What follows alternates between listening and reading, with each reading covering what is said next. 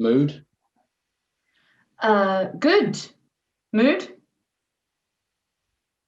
Yeah, let's start. I'm going to start. Oh, you wanted me to? Hi, Damon, and welcome to the Fifth Cheese. How are you feeling today? I'll start.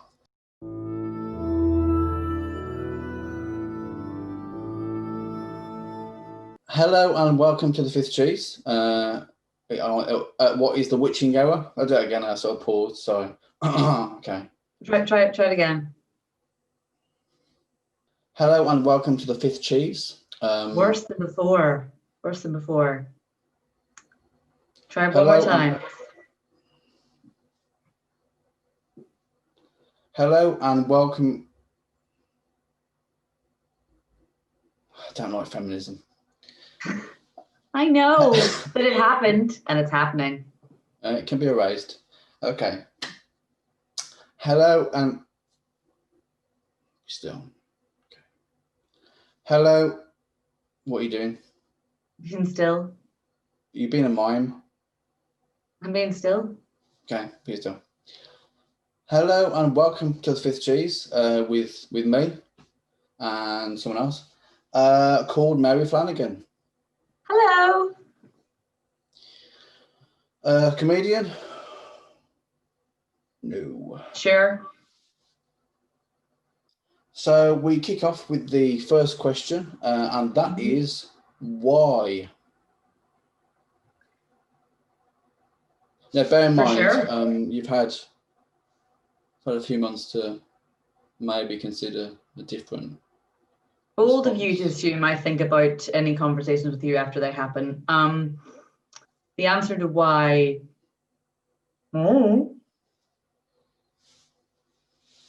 As funny as last time. That's fair enough. I mean, I thought all the funny answers would have gone. You'd be surprised. You'd be surprised. Quality's thin.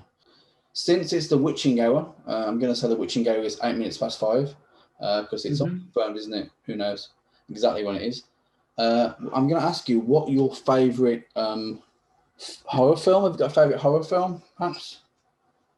I really don't like horror movies. My tolerance for horror is really, really low. I basically can't handle anything even a little bit spooky.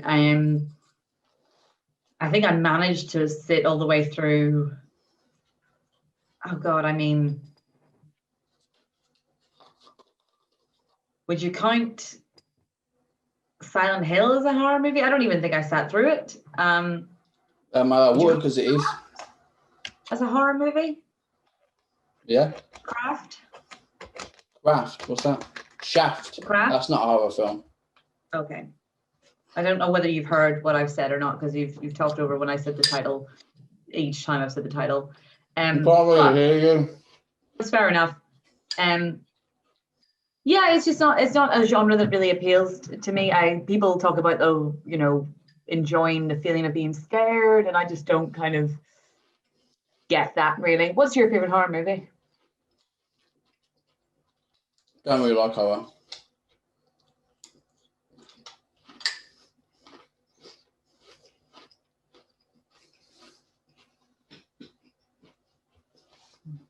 But it's October, so Night of the Living Dead.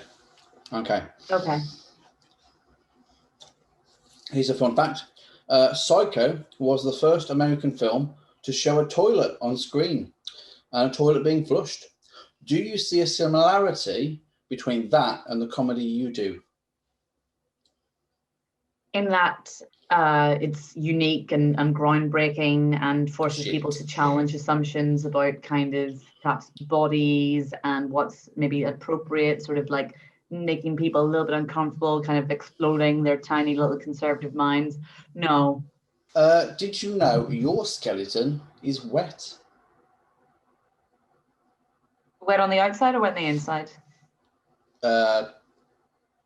On the outside, and then maybe it permeates. I've considered myself to have damp bones. I've always looked at myself in the mirror and thought, you've got damp bones, Flanigan. It's not wet, it's just damp all the way through, like a flannel. Yeah. Okay, so I've made a choose your own adventure.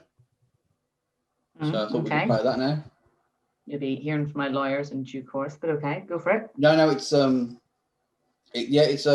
starting a new one actually. It's on Twitch, twitch.tv/BazFlaz.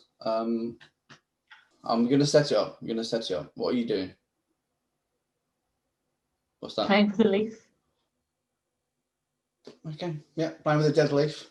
A bit weird. It's autumn. That's fine.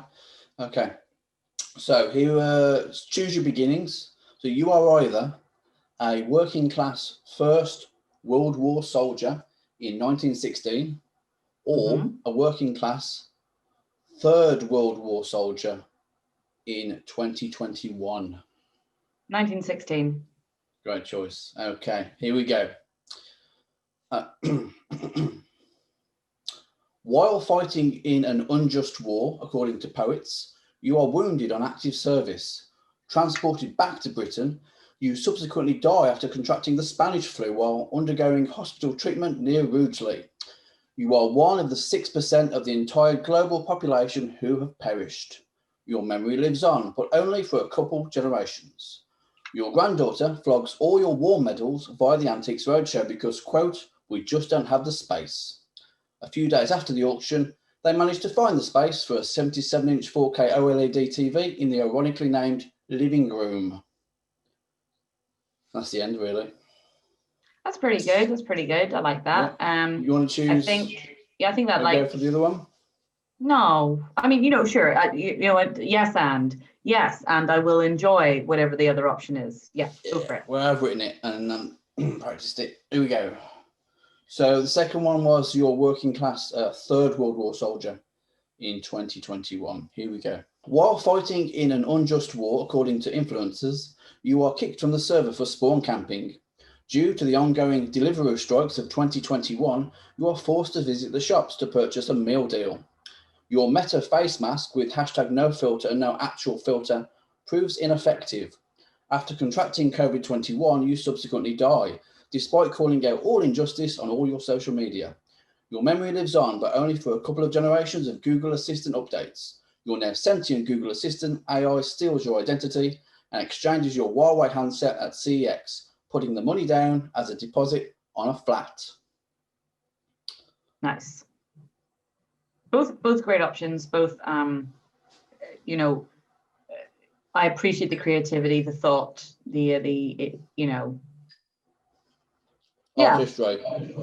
artistry. There we go. Yeah, that's like what you do, isn't it? It is a little bit like what I do on twitch.tv/MazFlaz. Yeah, but I've set the bar quite high for you to match. That's okay. You weren't to know that you're in the shadow of the Colossus. And I am a Colossus. Makes buying clothes so difficult. But so that's what I do on Sundays. I do a choose your own adventure game. Little kind of start off somewhere weird, end up somewhere weirder. It's a good time. Wrap it up. You done? Wow, you're just gonna eat more cereal. I'm trying to fill dead air here, mate. What better time to fill dead air or to create it than at Halloween? Okay. Do you mind? What? You have cereal. Yeah. Can I have one more? Yeah.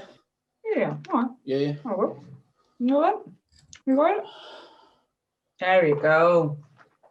Nice, right? A bit bigger than it looks. I told you, you're in the shadow of the Colossus. I think this is the same size as a canoe. I think it's because you're further away.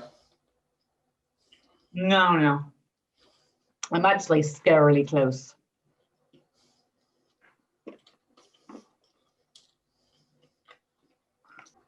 Do you consider me an enemy? No.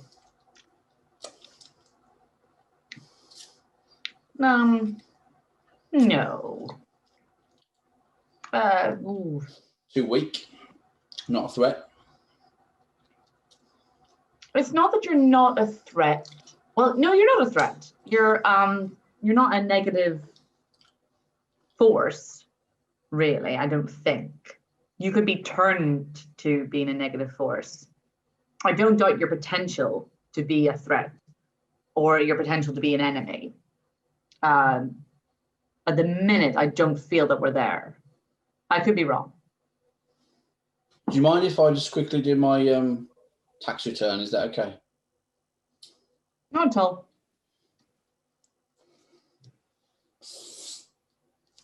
Okay. You know, with Halloween, and you know, is it pronounced Sown? Sion? The SAMHAIN. Yep, Sion. Sown. Sion. Sown. Sure. Like blueing.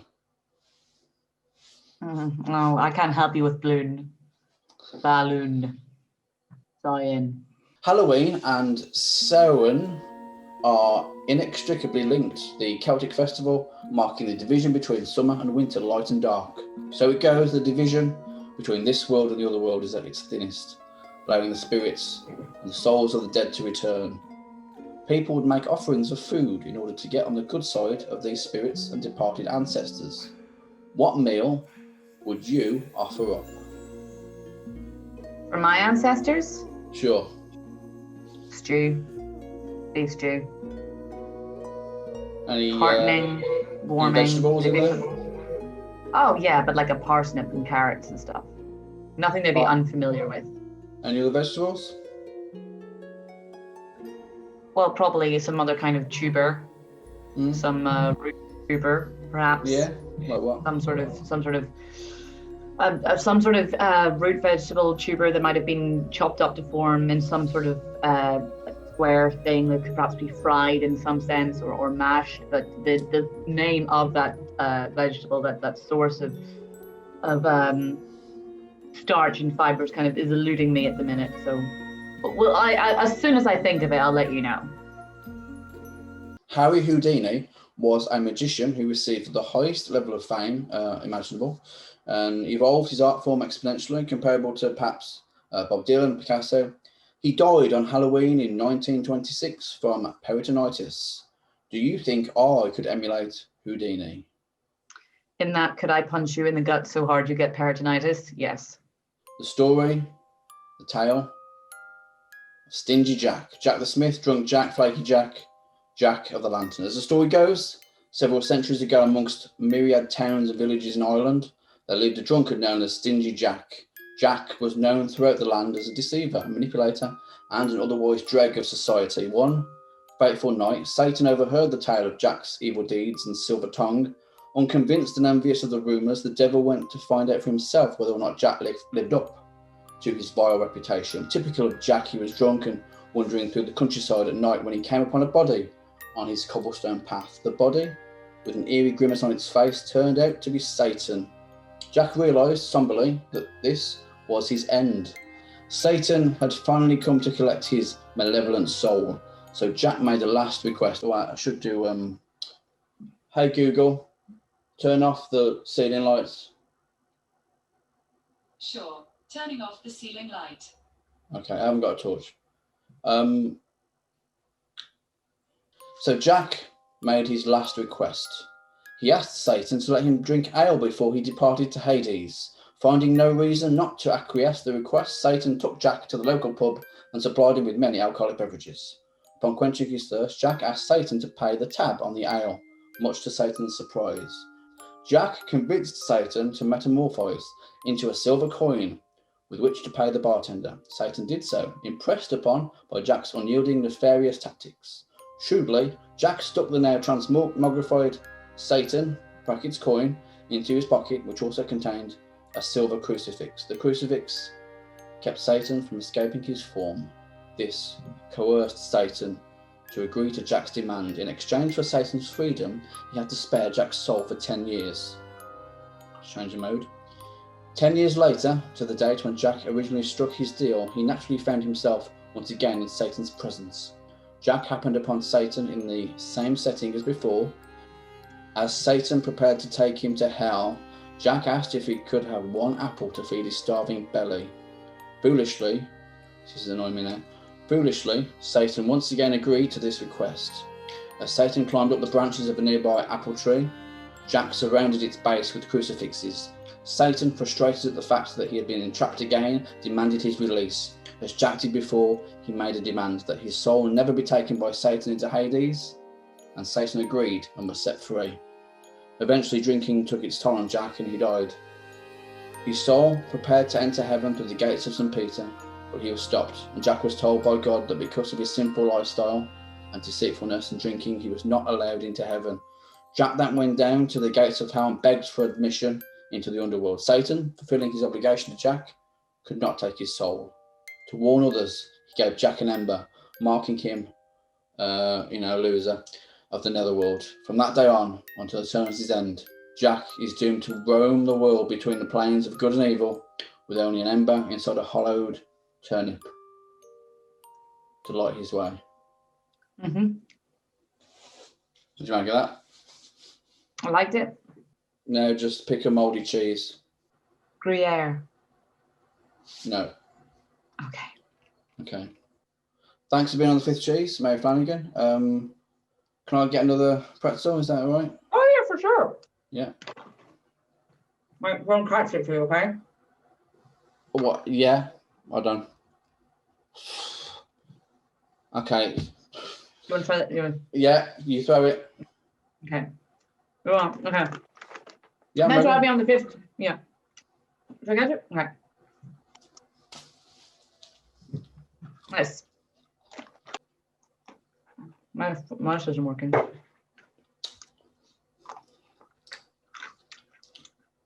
Did you get everything you wanted to get? I was hoping it was That's fair. funnier this time. No. I'll never be funny again.